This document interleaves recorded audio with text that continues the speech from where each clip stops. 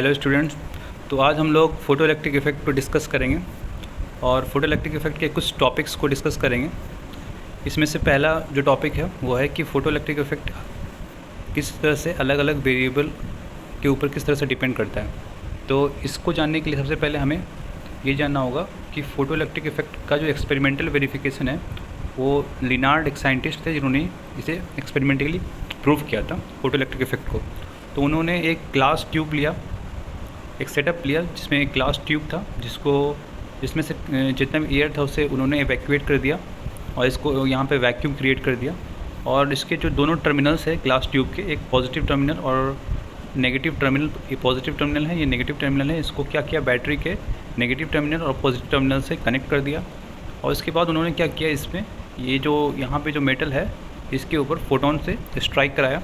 जब उन्होंने फोटोन से स्ट्राइक कराया तो इसमें से, इस मेटल में से इलेक्ट्रॉन इमिट होने लगे और ये जो कलेक्टर प्लेट है इसमें पॉजिटिव टर्मिनल होने की वजह से जो इलेक्ट्रॉन है वो कलेक्टर की तरफ अट्रैक्टेड हो गए और यहाँ पे एक करंट का एक पूरा पाथ इस्टेब्लिश्ड हो गया, जिसकी वजह से क्या हुआ, करंट फ्लो होने लगा। ये एक्सपेरिमेंटली लिनार्ड ने इस चीज़ को प्रूव किया था। फोटो इलेक्ट्रिक इफेक्ट का एक्सपेरिमेंटल वेरिफिकेशन का जो क्रेडिट है जो जाता है लिनार्ड। देखेंगे कि एक्चुअली में इंटेंसिटी जो होता है लाइट का वो किस तरह से अफेक्ट करता है फोटो इलेक्ट्रिक करंट को। तो photo electric current is directly proportional to intensity of light of a given frequency. Means अगर हम लोग फ्रीक्वेंसी को कांस्टेंट रखें तो जो फोटो इलेक्ट्रिक इफेक्ट या फिर फोटो इलेक्ट्रिक करंट जो होता है वो डायरेक्टली प्रोपोर्शनल होता है किस चीज़ के, इंटेंसिटी के। तो जैसे जैसे हम लोग लाइट की इंटेंसिटी को बढ़ाते जाएंगे, इस ग्राफ की मदद से आप देख सकते हैं, जैसे जैसे इंटेंसिटी बढ़ रहा है वैसे वैसे फोटो इलेक्ट्रिक करंट भी बढ़ रहा है। और यहाँ पे आप देख सकते हैं फ्रीक्वेंसी यहाँ पे बिल्कुल कांस्टेंट है और यहाँ पे पोटेंशियल डिफरेंस भी कांस्टेंट है। और इसी के मदद से पहला लॉ डिराइव किया गया फोटो इलेक्ट्रिक इफेक्ट का, जो कि कहता है the number of emitted photo electron per second are directly proportional to the intensity of light of a given frequency. Means जो नंबर ऑफ फोटो इलेक्ट्रॉन्स जो यहाँ पे इमिट हो रहे हैं वो डायरेक्टली प्रोपोर्शनल है किस चीज़ के, इंटेंसिटी ऑफ लाइट के डायरेक्टली प्रोपोर्शनल है। मीन्स अगर हम लोग इंटेंसिटी ऑफ लाइट को बढ़ाएंगे तो जो नंबर ऑफ फोटो इलेक्ट्रॉन्स का जो इमिशन है वो भी क्या होगा, इंक्रीज़ करता जाएगा। फोटो इलेक्ट्रॉन्स क्या होता है, फोटोन जब भी किसी मेटल पे स्ट्राइक करता है, जब किसी पे पड़ता है तो उसकी वजह से क्या होता है, उस मेटल में से इलेक्ट्रॉन रिलीज़ होता है। और ये जो इलेक्ट्रॉन होता है जो मेटल में इससे फोटोन के स्ट्राइक होने के रिज़ल्ट में निकलता है, इसी को हम लोग क्या बोलते हैं, फोटो इलेक्ट्रॉन बोलते हैं। और यहाँ पे हम लोग एक छोटा सा टॉपिक और है जिसको कवर करेंगे जो कि है वर्क फंक्शन। तो वर्क फंक्शन क्या होता है, minimum energy given to a metal so that the metal eject electron. Minimum work function वो मिनिमम एनर्जी होता है जो कि किसी भी मेटल को हमें देना पड़ता है अगर हमें उस मेटल में से किसी भी इलेक्ट्रॉन को बाहर निकालना है। तो ये एक मिनिमम रिक्वायर्ड एनर्जी होता है। हर मेटल का ये एनर्जी जो होता है वो अलग अलग होता है, ये डिपेंड करता है उनके नेचर पे। ये depend upon the nature of metal and also on the nature of surface. ये इस मेटल के सरफेस पे भी डिपेंड करता है और इस मेटल के नेचर पे भी डिपेंड करता है। जैसे कि एग्जांपल के तौर पे जो सोडियम होता है उसको अगर हम लोग विजिबल लाइट भी अगर हम लोग दे दें तो उसमें से क्या होता है, इलेक्ट्रॉन का इमिशन होने लगता है। मगर जिंक के केस में अगर देखा जाए तो उस केस में हमें उसे विजिबल लाइट अगर हम उसको देंगे तो उसमें से कोई भी इमिशन नहीं होगा। उस केस में हमें उसे क्या करना पड़ेगा, यूवी रेडिएशन देना पड़ेगा, यूवी लाइट देना पड़ेगा, क्योंकि यूवी लाइट का जो फ्रीक्वेंसी है वो ज़्यादा होता है, इसीलिए वो उसके वर्क फंक्शन को फुलफ़िल कर देगा जिसकी वजह से वहाँ पे इलेक्ट्रॉन का इमिशन होने। अब हम लोग देखेंगे इफ़ेक्ट ऑफ पोटेंशियल कि आखिर पोटेंशियल किस तरह से अफेक्ट करता है फोटो इलेक्ट्रिक करंट को। तो यहाँ बाई कीपिंग इंटेंसिटी कांस्टेंट, इसका मतलब कि पहले हम लोग को करना क्या है कि इंटेंसिटी को सबसे पहले तो कांस्टेंट रखना है, क्योंकि अगर इंटेंसिटी अगर कांस्टेंट नहीं रहेगा तो फोटो इलेक्ट्रिक करंट तो बढ़ेगा ही। इंटेंसिटी के डायरेक्टली प्रोपोर्शनल होता है, जैसे जैसे इंटेंसिटी बढ़ाएंगे वैसे वैसे फोटो इलेक्ट्रिक करंट भी बढ़ता जाएगा। तो यहाँ पे हम लोगों ने क्या किया, इंटेंसिटी को कांस्टेंट कर लिया और फ्रीक्वेंसी को भी कांस्टेंट कर लिया। अब हम क्या करेंगे इस केस में, मोनोक्रोमेटिक लाइट यूज़ करेंगे, क्योंकि मोनोक्रोमेटिक लाइट का जो फ्रीक्वेंसी होता है वो कांस्टेंट होता है और जो पॉजिटिव पोटेंशियल होता है कलेक्टर का, positive potential of collector is gradually increase. उसको क्या करेंगे, कलेक्टर जो होता है वो पॉजिटिव पोटेंशियल में होता है, पॉजिटिव टर्मिनल से जुड़ा होता है, और जो इमीटर होता है वो नेगेटिव टर्मिनल से जुड़ा होता है। तो कलेक्टर क्योंकि पॉजिटिव टर्मिनल से जुड़ा होता है इसीलिए वो क्या होता है, इलेक्ट्रॉन को अपनी तरफ अट्रैक्ट कर रहा होता है। और जब हम लोग बैटरी के को जो पॉजिटिव टर्मिनल है, बैटरी का जो वोल्टेज है उसको धीरे धीरे इंक्रीज़ करेंगे, तो इससे होगा क्या कि वो जो इलेक्ट्रॉन है उसकी जो अट्रैक्ट करने की जो पावर है वो उस बैटरी की वो धीरे धीरे बढ़ती जाएगी। और इसके वजह से क्या होगा कि वो जो करंट है, वो जो करंट है सर्किट में वो भी बढ़ेगा, धीरे धीरे बढ़ेगा, और एक स्टेज आएगा जब वो करंट क्या होगा, कांस्टेंट हो जाएगा। और ऐसा इसलिए होता है क्योंकि उस स्टेज में जितने भी इलेक्ट्रॉन जो कि लाइट के पड़ने की वजह से बाहर निकल रहे हैं, वो सारे के सारे इलेक्ट्रॉन एक्चुअली में इमीटर से कलेक्टर तक पहुंच चुके हैं। अब वो वहाँ पे कोई भी एक्स्ट्रा इलेक्ट्रॉन नहीं है बचा हुआ। और तो हम लोग यहाँ पे अगला टॉपिक देखेंगे, सैचुरेशन करंट। सैचुरेशन करंट क्या होता है, maximum constant value acquired by current in this stage all emitted photo electron per second reaching the collector. मतलब इसके बारे में मैंने आपको पहले ही बता दिया कि सैचुरेशन करंट वो करंट होता है जब कि जितना जो मैक्सिमम जो जितने के जितने जो फोटो इलेक्ट्रॉन हैं जो कि इमीटर के द्वारा इमिट किए गए हैं, इमीटर प्लेट के द्वारा, वो सारा का सारा कलेक्टर प्लेट के पास पहुंच चुका है, सारा का सारा इलेक्ट्रॉन। तो जब ये होता है तो वो मैक्सिमम करंट वहाँ पे फ्लो हो रहा होता है, इससे ज़्यादा करंट नहीं हो सकता है उस केस में, उस फ्रीक्वेंसी में इससे ज़्यादा करंट पॉसिबल ही नहीं है, क्योंकि वो जितना भी इलेक्ट्रॉन इमीटर इमिट कर रहा है वो सारा का सारा इस पोटेंशियल डिफरेंस में कलेक्टर तक पहुँच जा रहा है। और अगर हमें इस करंट को और बढ़ाना होगा तो हमें पहले क्या करना पड़ेगा, फ्रीक्वेंसी को बढ़ाना पड़ेगा, नंबर ऑफ़ फोटोन जो कि रिलीज़ हो रहे हैं या तो उसको बढ़ाना पड़ेगा, या तो इंटेंसिटी को बढ़ाना पड़ेगा, या तो फ्रीक्वेंसी को बढ़ाना पड़ेगा। तो सैचुरेशन करंट क्या होता है, सैचुरेशन करंट मीन्स होता है कि जितने भी इलेक्ट्रॉन्स जो कि इमीटर के द्वारा इमिट हो रहे हैं वो एक्चुअली में सारे के सारे कलेक्टर तक पहुंच जा रहे हैं। और जब ऐसा होगा तो जो करंट होगा वो क्या होगा, उस कंडीशन में सैचुरेट हो जाएगा। और इसके बाद क्या होगा, करंट इसके बाद इससे आगे बढ़ेगा नहीं, इससे ज़्यादा करंट पॉसिबल नहीं है उस पोटेंशियल डिफरेंस में। हम कितना भी पोटेंशियल डिफरेंस अब बढ़ाते जाएँ वो करंट इससे ज़्यादा अब नहीं बढ़ सकता है। अगर करंट को हमें बढ़ाना है तो हमें क्या करना पड़ेगा, इंटेंसिटी ऑफ लाइट जो है उसको बढ़ाना पड़ेगा, बट यहाँ पे हम वो नहीं करेंगे क्योंकि हमने इंटेंसिटी को कांस्टेंट रखा हुआ है इसी वजह से। अब हम लोग क्या करते हैं, now polarities of electrodes are reverse.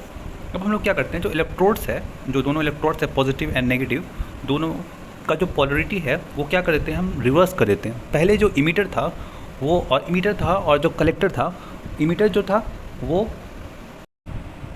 पहले जो इमीटर था वो नेगेटिव था और जो कलेक्टर प्लेट था वो पॉजिटिव था। इसी वजह से क्या हो रहा था, वो इलेक्ट्रॉन को अपनी तरफ अट्रैक्ट कर रहा था। और जो कलेक्टर था वो इलेक्ट्रॉन को अपनी तरफ, कलेक्टर प्लेट जो है वो इलेक्ट्रॉन को अपनी तरफ अट्रैक्ट कर रहा था अपने पॉजिटिव चार्ज होने की वजह से। बट अब हम लोग क्या करेंगे, कलेक्टर को नेगेटिव कर देंगे और जो इमीटर है उसको क्या कर देंगे, पॉजिटिव कर देंगे। तो इससे वजह से क्या होगा कि कलेक्टर अब क्या करेगा, वो स्टार्ट कर देगा रिपेल करना। और अब वो क्या करेगा, धीरे धीरे स्टार्ट कर देगा उस इलेक्ट्रॉन को, जो फोटो इलेक्ट्रॉन आ रहे हैं उसको रिपेल करना स्टार्ट कर देगा। और एक ऐसा स्टेज आएगा कि जब हम लोग इसके पोटेंशियल को, नेगेटिव पोटेंशियल को बढ़ाते जाएंगे, तो एक ऐसा स्टेज आएगा जब वो सबसे जो मैक्सिमम जो काइनेटिक एनर्जी वाला जो इलेक्ट्रॉन है जो इसके पास आ रहा था उसको भी वो क्या करेगा, रोक लेगा, वो वहाँ पे आने नहीं देगा। इसकी वजह से क्या होगा, जो सर्किट में जो करंट है वो ज़ीरो हो जाएगा। वो क्या हो जाएगा, सर्किट में करंट ज़ीरो हो जाएगा। अब हम लोग क्या देखेंगे, स्टॉपिंग और कट ऑफ पोटेंशियल क्या होता है। ये बहुत इंपॉर्टेंट टॉपिक है, स्टॉपिंग और कट ऑफ पोटेंशियल। एक्चुअली में ये मिनिमम नेगेटिव पोटेंशियल होता है, वो नेगेटिव पोटेंशियल जो कि हम लोग कलेक्टर प्लेट को देते हैं ताकि वो क्या करे, वो जो मैक्सिमम काइनेटिक एनर्जी वाला जो इलेक्ट्रॉन है जो इमीटर इमिट कर रहा है उसको भी वो रोक दे। इसी को हम लोग क्या बोलते हैं, स्टॉपिंग पोटेंशियल। और इस रोकने की वजह से क्या होगा कि जो करंट हो सर्किट में वो क्या हो जाएगा, ज़ीरो हो जाएगा। तो आप यहाँ पे डेफिनेशन पढ़ सकते हैं, minimum negative potential of collector with respect to the emitter at which the current becomes zero in this stage. इस स्टेज में क्या होता है, जो फास्टेस्ट इलेक्ट्रॉन होता है उसको भी क्या करता है, कलेक्टर साइड में आने से रोक देता है कलेक्टर। इसकी वजह से क्या होता है, जो सर्किट होता है जो करंट का वो ब्रेक हो जाता है और करंट का फ्लो क्या होता है, स्टॉप हो जाता है। इसीलिए इसको क्या बोलते हैं, स्टॉपिंग पोटेंशियल। वो पोटेंशियल जो कि वो मिनिमम पोटेंशियल जिसके वजह से क्या होता है, जो फास्टेस्ट इलेक्ट्रॉन है वो पहुंच नहीं पाता है कलेक्टर के पास, और इसकी वजह से करंट जो होता है वो क्या होता है, जीरो हो जाता है। अब हम लोग यहाँ पे एक बहुत इंपॉर्टेंट पॉइंट है जिसको ध्यान देने वाली बात है कि kinetic energy of all electrons are not equal. जो जितने भी इलेक्ट्रॉन्स होते हैं जो कि मेटल के अंदर होते हैं, जब उनमें फोटोन तो जब स्ट्राइक करता है, जब लाइट एनर्जी, जो लाइट का जो फोटोन पार्टिकल्स होते हैं वो स्ट्राइक करते हैं मेटल के ऊपर, तो इसकी वजह से क्या होता है कि इलेक्ट्रॉन का इमिशन होता है, उसी को हम लोग क्या बोलते हैं, फोटो इलेक्ट्रॉन बोलते हैं। मगर जितने भी इलेक्ट्रॉन्स होते हैं वो मेटल के अंदर, उन सब इलेक्ट्रॉन्स का जो काइनेटिक एनर्जी होता है वो सेम नहीं होता है। कुछ इलेक्ट्रॉन्स जो होते हैं वो, उनका जो काइनेटिक एनर्जी होता है वो काफ़ी ज़्यादा होता है, और कुछ इलेक्ट्रॉन्स जो होते हैं उनको काइनेटिक एनर्जी कम होता है। ऐसा इस वजह से होता है क्योंकि इनका जो वैल्यू होता है वो 0 से लेकर के मैक्सिमम तक होता है। ऐसा ही इस वजह से होता है कि क्योंकि जो इलेक्ट्रॉन्स जो होते हैं वो जब अपने मेटल के अंदर से जब बाहर निकलते हैं तो उस वक्त उनको काफ़ी सारे कोलिजन का सामना करना पड़ता है। इलेक्ट्रॉन एक्चुअली में मेटल के अंदर काफ़ी जिगजैग मोशन में रहते हैं, और वो न्यूक्लियस से और दूसरे एटम के न्यूक्लियस से क्या बोलते हैं, टकराते हैं, जिसकी वजह से उनका एनर्जी लॉस करते हैं वो। इसी कुछ इलेक्ट्रॉन्स जो होते हैं वो जो कि आउटर ऑर्बिट में होते हैं उनको ज़्यादा कोलिजन का सामना करना नहीं पड़ता है, उनका एनर्जी कम लॉस होता है। और कुछ इलेक्ट्रॉन जो होते हैं जो कि अंदर वाले सेल में होते हैं, जो कि ग्राउंड स्टेट में होते हैं, उनका जो एनर्जी होता है वो कम होता है, क्योंकि वो काफ़ी कोलिजन का सामना करते हैं, और उनका अलग अलग एनर्जी लेवल होने की वजह से भी उनका एनर्जी क्या होता है, कम होता है। इसी वजह से क्या होता है, जो अलग अलग इलेक्ट्रॉन्स होते हैं उनका जो काइनेटिक एनर्जी होता है, के मैक्स होता है, वो अलग अलग होता है। किसी का कम होगा, किसी का ज़्यादा होगा।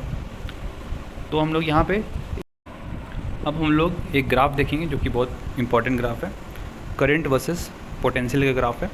इसमें एक्स एक्सिस और वाई एक्सिस में आप देख सकते हैं, एक्स एक्सिस में पॉजिटिव एक्स एक्सिस में positive potential of collector with respect to emitter है, और नेगेटिव एक्स एक्सिस में negative potential of collector with respect to emitter है, और वाई एक्सिस में हमने क्या रखा है, करंट को रखा है। और यहाँ पे हम क्या करेंगे, पहले तो हम क्या करेंगे, इंटेंसिटी इस फर्स्ट केस में I1 के केस में इंटेंसिटी कांस्टेंट है, और I2 के केस में इंटेंसिटी कांस्टेंट, I3 के केस में इंटेंसिटी कांस्टेंट है। बट यहाँ पे सबसे ज़्यादा जो है इंटेंसिटी कौन है, I3 है, फिर I2 है, फिर I1 है। तो पहला केस में जब I1 है तो हम लोग देख रहे हैं धीरे धीरे इंटेंसिटी को हम लोग बढ़ा रहे हैं, पहले I1 था, फिर I2 फिर हुआ, फिर I3 हुआ। मगर तीनों ही केस में हम लोग देख रहे हैं जो कट ऑफ पोटेंशियल आ रहा है, तीनों ही केस में जो हम देख रहे हैं जो कट ऑफ पोटेंशियल आ रहा है वो बिल्कुल सेम आ रहा है। उसका वैल्यू तीनों ही केस में क्या देख रहे हैं आप, बिल्कुल सेम आ रहा है। तो इससे ये समझ में आता है कि जो इंटेंसिटी है इसको बढ़ाने से कट ऑफ पोटेंशियल पे कोई भी असर नहीं पड़ रहा है। अगर हम लोग फ्रीक्वेंसी को कांस्टेंट रखेंगे तो इंटेंसिटी को बढ़ाने से भी कट ऑफ पोटेंशियल पे कोई भी असर नहीं पड़ रहा है। बस जो करंट का वैल्यू है वो यहाँ पे देखिए, ये करंट का वैल्यू है वो बढ़ रहा है, तो सैचुरेशन करंट है वो तो बढ़ रहा है इंटेंसिटी को बढ़ाने से, बट जो कट ऑफ पोटेंशियल है वो उसका वैल्यू बिल्कुल नहीं बढ़ रहा है, उसका वैल्यू वहीं का वहीं कांस्टेंट रखा हुआ है। यहाँ पे हम लोग देख सकते हैं, यहाँ पे experiment is repeated by increasing only intensity of light, saturation current increases but stopping potential remains same. तो इस एक्सपेरिमेंट को हम लोग क्या करते हैं, अलग अलग इंटेंसिटी को बढ़ा करके चेक करते हैं, और हम लोग को ये पता चलता है कि जो कट ऑफ पोटेंशियल है उसमें कोई भी चेंज नहीं होता है, बट जो सैचुरेशन करंट है आप यहाँ पर देख सकते हैं, सैचुरेशन करंट बढ़ता जा रहा है। यहाँ पे देखिए, यहाँ पे फिर यहाँ पे, मगर जो कट ऑफ पोटेंशियल है वो बिल्कुल यहाँ पे क्या है, कांस्टेंट है, इस पर कोई भी फ़र्क नहीं पड़ता है। इसका मतलब ये है कि फ्रीक्वेंसी अगर कांस्टेंट है तो कट ऑफ पोटेंशियल में कोई भी फ़र्क नहीं पड़ेगा, चाहे आप इंटेंसिटी कितना भी बढ़ा दीजिए। Stopping potential is independent of intensity of light of a given frequency. तो स्टॉपिंग पोटेंशियल क्या होता है, वो इंटेंसिटी ऑफ लाइट पे डिपेंड ही नहीं करता है किसी एक गिवन फ्रीक्वेंसी के लाइट के। तो इसी पे तो थर्ड लॉ है, इसी से डिराइव हुआ है, जो कि कहता है कि maximum kinetic energy of photo electron is independent of the intensity of light of a given frequency. मतलब वो कहना चाहता है कि जो फोटो इलेक्ट्रॉन है, जो उनका जो मैक्सिमम काइनेटिक एनर्जी है वो एक्चुअली में इंटेंसिटी ऑफ लाइट पे डिपेंड ही नहीं करता है, वो एक्चुअली में किस पे डिपेंड करता है, फ्रीक्वेंसी पे डिपेंड करता है। वो किस पे डिपेंड करता है, फ्रीक्वेंसी पे। अगर हम लोग फ्रीक्वेंसी को बढ़ाएंगे, लाइट की फ्रीक्वेंसी को धीरे धीरे बढ़ाते जाएंगे, तब क्या होगा, ये जो कट ऑफ पोटेंशियल है उसका वैल्यू भी क्या होगा, बढ़ता जाएगा। और ये इंटेंसिटी पे बिल्कुल क्या होता है, ये डिपेंड नहीं करता, ये डिपेंड करता है फ्रीक्वेंसी ऑफ लाइट पे। इसी वजह से इस ग्राफ में आप देख रहे हैं इंटेंसिटी को बढ़ाने के बाद भी ये जो कट ऑफ पोटेंशियल है वो बिल्कुल कांस्टेंट है। मगर अगर हम फ्रीक्वेंसी को बढ़ाएंगे तब क्या होगा, ये हम आगे देखेंगे कि फ्रीक्वेंसी पे किस तरह से ये डिपेंड करता है। अभी हम लोग एक रिलेशनशिप देखेंगे जो कि है V0 और काइनेटिक एनर्जी के बीच में। V0 क्या है आपको पता है, कट ऑफ पोटेंशियल, और ये है काइनेटिक एनर्जी।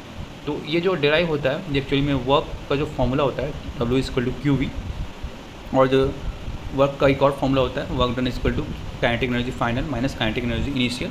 तो हम लोग क्या करते हैं, इस फॉर्मूले को इस फॉर्मूले के साथ इक्वेट कर देते हैं। काइनेटिक एनर्जी फाइनल जो है वो इलेक्ट्रॉन का 0 है, काइनेटिक एनर्जी इनिशियल जो है वो मैक्सिमम है, और ये जो है ये चार्ज ऑफ इलेक्ट्रॉन है, और यहाँ पे क्या है, ये V0 क्या है, कट ऑफ पोटेंशियल है। जब इसको हम लोग इक्वेट करेंगे तो यहाँ पे आएगा कि Kmax = EV0। यहाँ पे V0 क्या है, स्टॉपिंग पोटेंशियल या फिर कट ऑफ पोटेंशियल, इसको कुछ भी बोल सकते हैं। अब हम लोग यहाँ पे देखेंगे कि फ्रीक्वेंसी पे फोटो इलेक्ट्रिक करंट का क्या असर पड़ता है, उस पर किस तरह से ये डिपेंड करता है। तो हम लोग सबसे पहले एक ग्राफ से इसको समझने की कोशिश करेंगे। यहाँ पे एक करंट है और पोटेंशियल के बीच में ग्राफ बनाया हमने, और यहाँ पे हम लोग क्या कर रहे हैं, धीरे धीरे फ्रीक्वेंसी को बढ़ा रहे हैं। तो यहाँ पे देखिए ये फ्रीक्वेंसी ये कम है, ये उससे ज़्यादा है, ये उससे ज़्यादा है। तो हम लोग यहाँ पे देख रहे हैं कि जो कट ऑफ पोटेंशियल है वो भी क्या हो रहा है, बढ़ता जा रहा है, धीरे धीरे नेगेटिव में बढ़ रहा है। ये नेगेटिव एक्सिस में ये बढ़ता जा रहा है। ये देखिए ये धीरे धीरे बढ़ता जा रहा है, बढ़ता जा रहा है, बढ़ता जा रहा है। तो यही इसी से थर्ड लॉ डिराइव हुआ है, जो कि कहता है कि maximum kinetic energy of photo electron increase linearly और uniformly with increase in frequency. Means जो काइनेटिक एनर्जी होता है फोटो इलेक्ट्रॉन का, वो फ्रीक्वेंसी के डायरेक्टली प्रोपोर्शनल होता है। जैसे जैसे हम लोग फ्रीक्वेंसी ऑफ लाइट इंक्रीज़ करते जाएंगे, जो इलेक्ट्रॉन का जो काइनेटिक एनर्जी है वो भी इंक्रीज़ करता जाएगा। इसी वजह से क्या होगा, ये जो कट ऑफ पोटेंशियल है वो भी इंक्रीज़ करता जाएगा। तो हमें क्या करना पड़ेगा, ज़्यादा पोटेंशियल देना पड़ेगा उसको, अगर हम लोग को ज़्यादा नेगेटिव पोटेंशियल देना पड़ेगा अगर हमको फास्टेस्ट इलेक्ट्रॉन को क्या करना है, रोकना है। तो और ये जो फिफ्थ लॉ है ये भी इसके बाद हम लोग देख लेते हैं। इस लॉ को समझने के अभी हम लोग देखेंगे कट ऑफ और थ्रेशोल्ड फ्रीक्वेंसी क्या होता है। कट ऑफ फ्रीक्वेंसी एक्चुअली में क्या होता है, it is a minimum frequency of light required for a metal so that electron emission takes place, below this no emissions is possible. मतलब कि कोई भी जो मेटल होता है उसमें से अगर हमको कोई भी इलेक्ट्रॉन को इमिट कराना है तो हमें क्या करना पड़ता है कि लाइट को उसमें फोटोन पार्टिकल्स को उस पर स्ट्राइक करना पड़ता है। लाइट को स्ट्राइक करना पड़ता है, उसमें लाइट में जो फोटोन पार्टिकल्स होते हैं वो टकराते हैं उससे। तो जो लाइट है उसका एक मिनिमम फ्रीक्वेंसी होना चाहिए। अगर वो मिनिमम फ्रीक्वेंसी अगर उस लाइट में नहीं रहेगा तो वो जो मेटल है उसमें से कोई भी इलेक्ट्रॉन इमिट नहीं करेंगे, क्योंकि हर मेटल का अपना एक वर्क फंक्शन होता है। और जब तक जो एनर्जी है, जो फोटोन का एनर्जी है उसके वर्क फंक्शन से ज़्यादा नहीं होगा, तब तक जो होगा वो मेटल, उस मेटल में से कोई भी इलेक्ट्रॉन का इमिशन नहीं हो पाएगा। इसीलिए वो मिनिमम फ्रीक्वेंसी जो हमें किसी भी मेटल को देना पड़ता है, जो कि लाइट में होना चाहिए, किसी भी मेटल को देना पड़ेगा अगर हमको उसमें से कोई भी इलेक्ट्रॉन को इमिट कराना है, तो इसी मिनिमम फ्रीक्वेंसी को हम लोग क्या बोलते हैं, थ्रेशोल्ड फ्रीक्वेंसी। एक्चुअली में किस चीज़ पे डिपेंड करता है, ये मेटल के नेचर पे डिपेंड करता है। किसी मेटल में जो होता है वो थ्रेशोल्ड फ्रीक्वेंसी कम होता है, जैसे कि एग्जांपल के तौर पे सोडियम हो गया। तो सोडियम में जो वो थ्रेशोल्ड फ्रीक्वेंसी होता है वो कम होता है। वो जो विजिबल लाइट होता है इससे भी इसका इमिशन पॉसिबल है। इसमें से फोटो इलेक्ट्रॉन जो होता है विजिबल लाइट के पड़ने पर भी फोटो इलेक्ट्रॉन का इमिशन होने लगता है। मगर अगर हम लोग दूसरी तरफ जिंक को ले लेंगे तो उसमें से अगर हमें फोटो इलेक्ट्रॉन को इमिट कराना है तो उसमें हमें अल्ट्रा वायलेट लाइट का यूवी लाइट का यूज़ करना पड़ेगा। उसमें से विजिबल लाइट का यूज़ करने से कोई भी फोटो इलेक्ट्रिक इमिशन नहीं होगा। तो अब हम लोग दूसरा चीज़ देखेंगे। अब हम लोग कट ऑफ वेवलेंथ देखेंगे। तो इसमें क्या, it is the longest wavelength of light which can cause photo electric emission, above this no emission possible. मतलब कि ये वो लॉन्गेस्ट वेवलेंथ है किसी भी लाइट का कि जो कि कोई फोटो इलेक्ट्रिक इमिशन को करा सकता है। अगर इससे ज़्यादा हम लोग वेवलेंथ ले लेंगे तो ऑब्वियस सी बात है, वेवलेंथ जो होता है इन्वर्सली प्रोपोर्शनल होता है फ्रीक्वेंसी के। अगर इससे ज़्यादा वेवलेंथ लेंगे तो फ्रीक्वेंसी कम हो जाएगा, और फ्रीक्वेंसी कम हो जाएगा तो क्या होगा, उसमें से कोई भी फोटो इलेक्ट्रॉन का इमिशन नहीं होगा। वही है, उसी को अपोजिट है यहाँ पे। It is the longest wavelength of light which can cause photo emission, about this no emission possible. इसके ऊपर अगर इससे बड़ा अगर हम लोग कोई भी वेवलेंथ लेंगे लाइट का, तो उस पर्टिकुलर मेटल में कोई भी फोटो इलेक्ट्रॉन का इमिशन नहीं होगा। इसी को हम लोग क्या बोलते हैं, कट ऑफ वेवलेंथ। अब हम लोग जो लास्ट जो लॉ है फोटो इलेक्ट्रिक इफेक्ट का, जो फिफ्थ लॉ है, इसको पढ़ेंगे कि if the frequency of light is sufficient. अगर किसी मेटल को अगर कोई पर्टिकुलर फ्रीक्वेंसी ऑफ लाइट चाहिए उसमें से फोटो इलेक्ट्रॉन को इमिट कराने के लिए, और अगर हमने उतना फ्रीक्वेंसी का लाइट उसको दे दिया, तो वहाँ पे कोई भी टाइम लैग नहीं होता है। वहाँ पे कोई भी मतलब ऐसा नहीं है कि आपने फोटो इलेक्ट्रॉन दे दिया और कुछ देर बाद उसमें से इमिशन हो रहा है इलेक्ट्रॉन का, ऐसा नहीं होता है। अगर आपने फोटोन दिया, आपने फोटोन पर्टिकुलर फ्रीक्वेंसी का दिया और आप उसके वर्क फंक्शन से ज़्यादा का आपने उसको फोटोन दे दिया, तो जो इलेक्ट्रॉन का इमिशन है वो इंस्टेंटली स्टार्ट हो जाता है। जस्ट आपने दिया और वहाँ से इलेक्ट्रॉन का इमिशन स्टार्ट हो गया। यही फिफ्थ लॉ करना चाहता है कि वहाँ पे कोई भी टाइम का लैग नहीं होता है, टाइम का डिले नहीं होता है। अगर आपने पर्टिकुलर फ्रीक्वेंसी का लाइट या फोटोन स्ट्राइक कराया मेटल पे, तो मेटल में से तुरंत का तुरंत क्या होगा, फोटो इलेक्ट्रॉन का इमिशन स्टार्ट हो जाएगा। यही ये फिफ्थ लॉ कहता है।